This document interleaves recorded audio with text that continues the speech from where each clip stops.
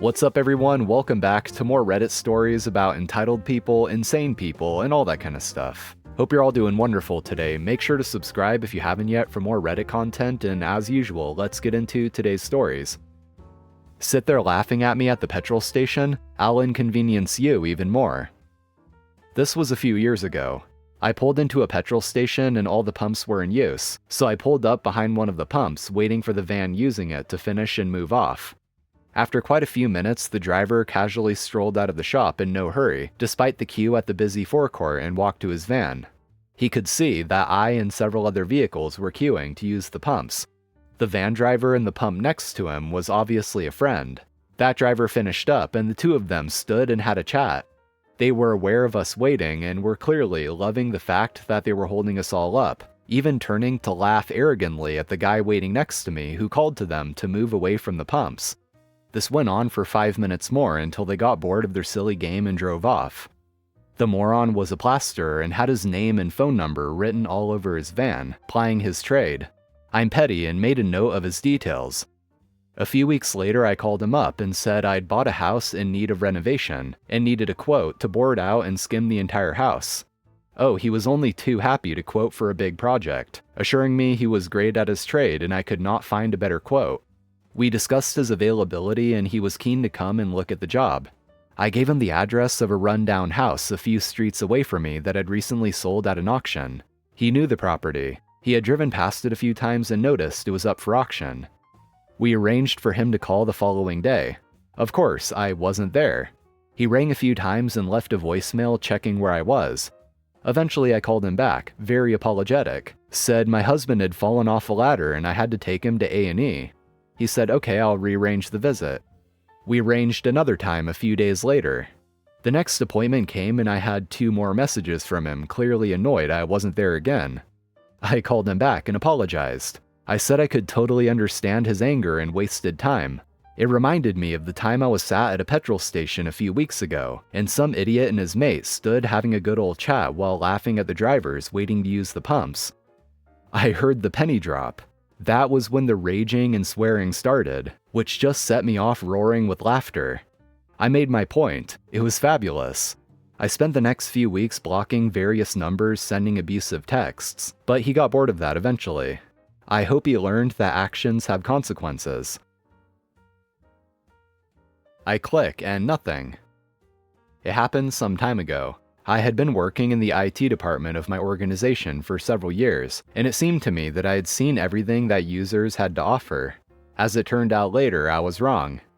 One day when I was assigned to handle the so-called first line of support, I received a call from a lady newly employed in our company, who was having problems with starting a program required for work at her position. When I asked what exactly was happening, she replied, I click on the program and it does not start. Since I did not receive any other information that the system, which is shared across all positions in the organization, had any problems, I asked if double-clicking on the icon displays any message, so that I could diagnose whether the problem was hardware or software related. I clicked twice and nothing, she replied. At that point, however, I wanted to see for myself what was going on. So since every workstation in our company has a program like Help Desk, with which they can connect to IT support and share with us their desktop, basic data such as IP address, etc., I asked her to run it. It doesn't work either, I heard. Okay, I thought, now I know something more. So I asked, does the cursor move on the screen when you move the mouse? A moment later I heard, yes, when I move mouse something moves. After another few minutes of conversation, it turned out that the lady was not able to provide any information that would allow me to remotely connect to her computer from my place, apart from the department where she works, which has a large number of workstations. Since the area where our company is located is quite large, each department has its own warehouse with spare equipment, so in order to exhaust all possibilities, I asked her to take a second mouse from it and connect it to the computer. In response, I heard, this is already the second mouse. I thought, oh, so it's something worse. For a moment, I was toying with the idea of telling the lady to change the USB port to another one, but in the end I decided that I would go to the place to check what was going on. So I asked her to give me her room number and wait until I came.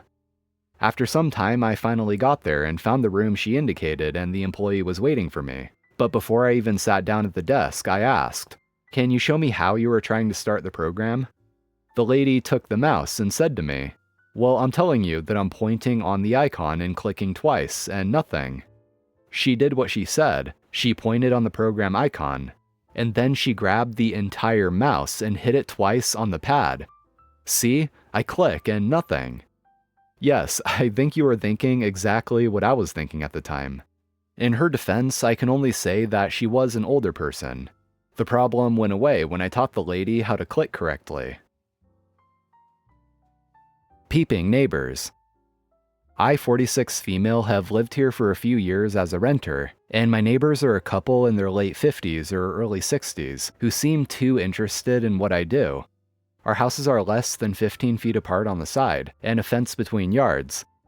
I've been battling other demons, so what they do was low on my list of priorities. But noticed, even a long time ago, that the male neighbor goes back in his yard at strategic places, so he can see deeper into my house and watches me.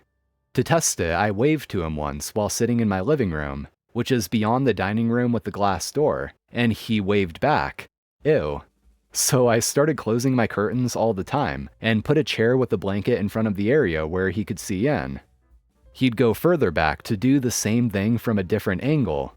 I finally had enough and got some privacy film and put it on the pane of glass on the door where he could see in. I did this over the weekend when they were gone, and when he noticed it that Monday, he went to a new spot to look through the other pane of glass. He was standing there with hands in jacket pockets, just staring into my kitchen, and so I ended up putting privacy film on that second pane of glass to halt that too. I sent a clear, polite message over text, asking them to please stop looking into my house and knocking on the back door, as it's an invasion of my privacy. The knocking on the door was done by the wife who used the gate to enter my yard and bang on the back door, hands against glass, looking in to offer me tomatoes. She disrupted me working to do that. She's also made crappy comments that lead me to believe they can hear what I'm up to, as she's asked about whether I was still sober, which I assume she gathered by hearing me talking. And another time trying to make me feel bad for not letting my dog out when she barked. She's old and I don't let her chase squirrels anymore. Long story short, the male didn't stop. I caught him later that week despite the film, and he hid behind a tree. So I called the police to report this behavior and put up a camera in the backyard. They sure keep their heads down now. But a few days ago, the wife hijacked my time with my dog in the front yard by coming out to tell me that they aren't looking into my house. They can't see due to the glare.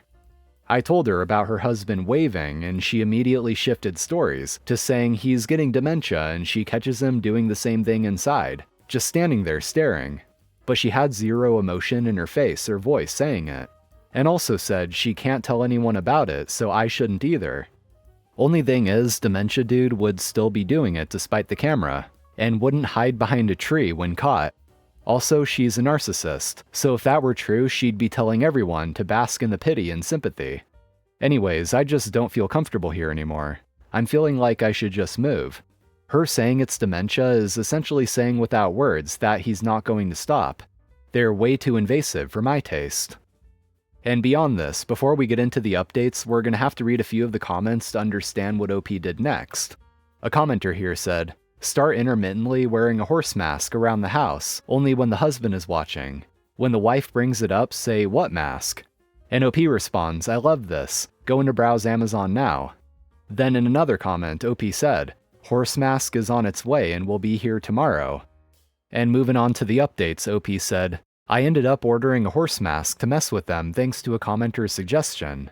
Now every time I spot them staring into my windows, I drop what I'm doing, immediately put on the mask and hooves, step right in front of the window and stare straight back. I keep doing more things to up the weirdness of the horse mask. First time I wore it, the peeper either didn't see or pretended not to notice, so I started letting the dog out wearing it. Damn, it's hard to open a door with hooves. I guess my camera is doing the trick as well. This guy does not want to look at my windows now. 10 out of 10 recommend horse mask tactics for nosy neighbors. I cackle so much and say things like 'now is the time' while racing to the mask when he was raking leaves the other day. I've been having a ball with the horse mask, but in all honesty, I hate living next to these creeps. On the other hand, I'm super grateful they're f***wads because it's lit a fire under me to do something I've always wanted to, but was just intimidated by the process. Buying my own house. Well, I've been looking. Contacted a friend I've known for 20-some years. He does real estate as a side hustle. Surfing Zillow, making offers, having inspections, and drooping disappointment when they didn't pass. Then I found a house that was just put on the market. I adored it. Made an offer, they accepted, and I scheduled the inspection, which passed with flying colors. I was driving back home and had tears of joy. Zero trepidation about this one. No neighbors within at least 150 feet, and a privacy fence between us I can extend. 2 acres of beautiful lush land, partly wooded. I'll see trees and maybe some deer when I look out the sliding glass door, instead of someone looking back at me. So thank you, creepy peepers. You've helped me accelerate to a better level of existence. I'm going to scare the crap out of some deer if they stare too hard. I can't believe it's my last night here. I'm leaving the horse mask and hooves in the bedroom closet on a shelf with a note for the next tenants to use. They blamed me after they broke the TV they just bought for me. A little backstory. I've been selling mine and my partner's things on Facebook Marketplace because we are moving into an RV soon and won't have room for a lot of it. I've been trying to sell this TV that works perfectly fine for a bit now, and I have a video of it being turned on and off on the post. The last times I turned it on, which was this morning, it worked perfect, not even a scratch on it. My partner and I both carry it to our Kia Soul that had the seats down, so we could lay it flat screen facing up to not scratch it or break it, and transported it to the meetup place. I sell it to this person, and my partner and I watch as this person is shoving a 55-inch TV screen down into the back seat of a Kia Optima that has a car seat in it. I asked her at least 4 times if she needed or wanted my help, and she repeatedly told me no. I got into our car and my partner and I both agreed that this person just broke the screen of the perfectly good TV I just sold them. They texted me and told me the screen was broken, and I replied with, "The screen wasn't broken when we gave it to you, so I don't know what to tell you. I used it this morning. I transported it to you screen up to make sure it didn't touch anything or get broken."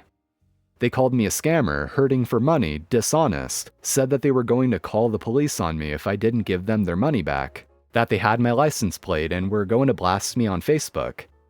I feel like I did my part to make sure the TV got to them safely, and I tried to help her several times and got rejected.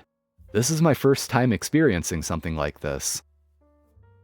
And that's going to be it for today, friends. Thank you for watching, I appreciate it. And as always, if you enjoyed, be sure to drop a like on the video and subscribe to the channel for more Reddit shenanigans. So take care, and I'll see you next time.